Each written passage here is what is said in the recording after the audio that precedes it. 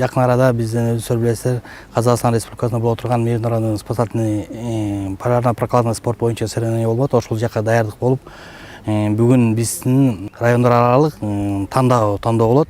Ошонун ичинен биз өзүбүздүн областтан бир команда тандап, ошого дайындык көрүнөдү. Бүгүн ошол соревнованияны өткөрүү аземин өткөрүп жатабыз. 5 райондон 5 команда келди. Командада 8 адам. Обласы боюнча өрт прикладной спорту болду. Ал боюнча бүгүн ийгиликтүү аяктады, өзүңөр көргөндөй. Биринчи эле ошо илме шаады боюнча өттү. Илме шаады боюнча айта келсем кеңири.